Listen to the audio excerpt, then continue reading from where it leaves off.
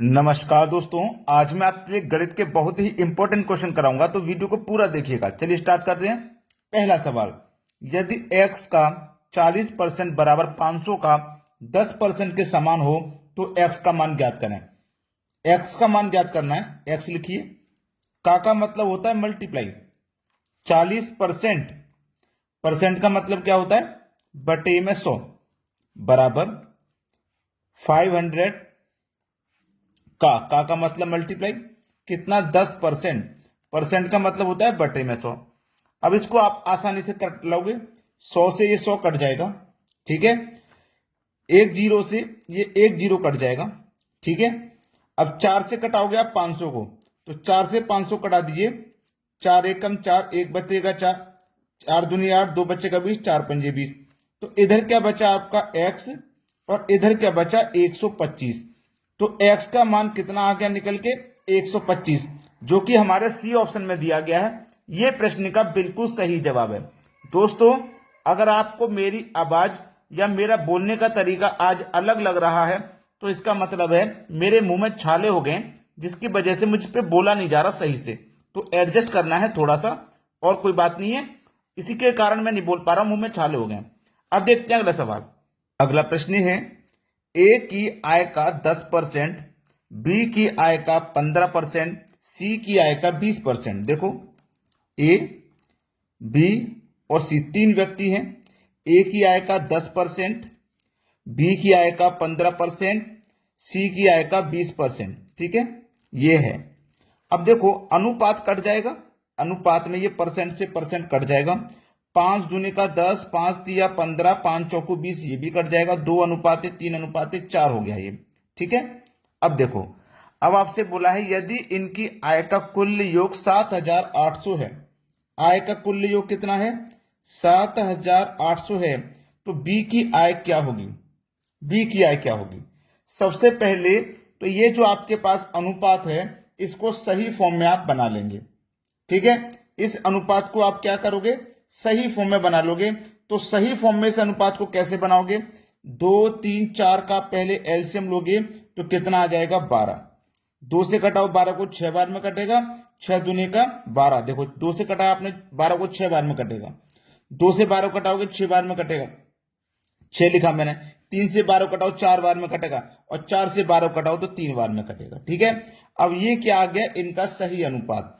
अब आपका देखो योग कितना है, 7800। तो अनुपात का भी योग करेंगे, 6 4 10 और 3 13।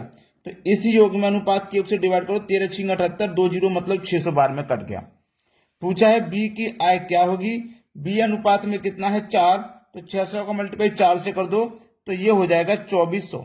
ये आपके इस सवाल का बिल्कुल सही जवाब है, 2400।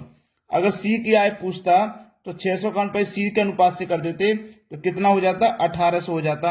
एक ही पूछता तो 6 3600 हो जाता। किसी का भी पूछेगा आप आसानी से बता दोगे। अब देखेंगे अगला सवाल। अगला प्रश्न है, 0.01 कॉमा 0.1 का कितना प्रतिशत है। ये जो संख्या है, ये इस संख्या का कितना प्रतिशत है, ये पूछा गया। 0.01, ठीक है। 0.01, 0.1 का किसका, 0.1 का कितना प्रतिशत है, प्रतिशत में पूछा जा रहा है। तो क्या करोगे, 100 से गुना करोगे। आपको अच्छे से पता है किसी भी संख्या को प्रतिशत में अगर बनाना है तो 100 से गुना करना पड़ेगा। अब सबसे पहले क्या करेंगे, दशमलव को हटाएंगे। तो दशमलव के बाद यहां पे दो संख्या है तो नीचे 2 जीरो आ जाएंगे। दशमलव नीचे से भी हटाओ, यहां पे दशमलव एक संख्या थी तो ऊपर 1 जीरो आ जाएगा। अब देखो यहां पे ऊपर कितना है, 10। भाई संख्या से पहले, दशमलव से पहले अगर कोई शून्य है तो हटा दीजिए, लेकिन यहां से हमने दशमलव को हटा दिया। अब यहां पे 10 है, 10 से पहले इन शून्यों की कोई वैल्यू नहीं है, बटे में आ जाइए। 100 से पहले 0 है, इस 0 की कोई वैल्यू नहीं है तो 100 लिखेंगे। गुने में कितना है, 100 है। अब 100 से 100 कट जाएगा, बचेगा क्या आपके पास, 10 बचेगा। मतलब 10% आपके इस सवाल का बिल्कुल सही जवाब हो जाएगा। यह दिया गया आपके पहले ऑप्शन में, बिल्कुल सही जवाब। अब देखते हैं अगला सवाल। अगला प्रश्न है, पी क्यू से 5 गुना बड़ा है। दो व्यक्ति हैं, एक पी है और एक क्यू है। जो पी है वो क्यू से 5 गुना बड़ा है। 5 गुना बड़ा है। अब समझना प्रश्न को, Q अगर 1 होगा तो इससे ये कितना बड़ा है, 5 गुना। तो पहले इसका 5 गुना कीजिए, तो 1 का 5 गुना 5 हो जाएगा।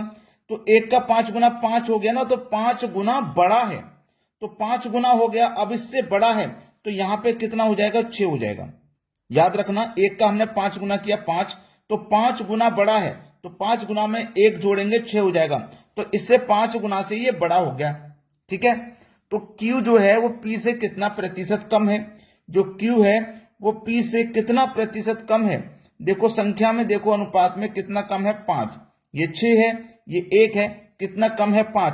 5 गुना ही बड़ा था तो 5 गुना ही कम होगा। अब 5 गुना कम है, किससे कम है, P से कम है। प्रतिशत में बताना है तो 100 से गुना करना पड़ेगा, बस ये चीज को आंसर आ जाएगा। 5 का गुना 100 से करो तो ये 500 हो जाएगा, डिवाइड करना है 6 से। 6 अट्ठे 48 हो गया, 6 अट्ठे 48, 2 बचेगा 20, 6 तिया 18, 20 में से 18 कट गया, 2 बचेगा, तो 2 ऊपर बटे में 6। अब ये 2 एकम 2 तिया 6 कटेगा, तो 83.1/3, 83.1/3 देखो किस ऑप्शन में है। आप बोलेंगे सर पहले ही ऑप्शन में है, तो ये आपके सवाल का बिल्कुल सही जवाब हो जाएगा। अब देखेंगे अगला सवाल। अगला सवाल है 65 ग्राम 2 किलो के कितने प्रतिशत बराबर है। देखो बोला क्या है, 65 ग्राम 2 किलो, 2 किलो का मतलब है 2000 ग्राम। जब ये वाली यूनिट ग्राम में है तो हमको ये वाली यूनिट भी ग्राम में बनानी पड़ेगी, इसलिए हमने 2 किलो को 2000 ग्राम बना लिया। अब पूछा हमारा 65 ग्राम 2 किलोग्राम का है ना, 2 किलो के कितने प्रतिशत के बराबर है, कितना, 65, कितने का, 2 किलो मतलब 2000 का। प्रतिशत में बताना है तो आप जानते हैं 100 से गुना करना पड़ेगा। किसी भी चीज को प्रतिशत में जब बदलोगे तो 100 से गुना करोगे। अब देखिएगा 2 जीरो से आपके ये 2 जीरो कट जाएंगे, ठीक है, कट गए।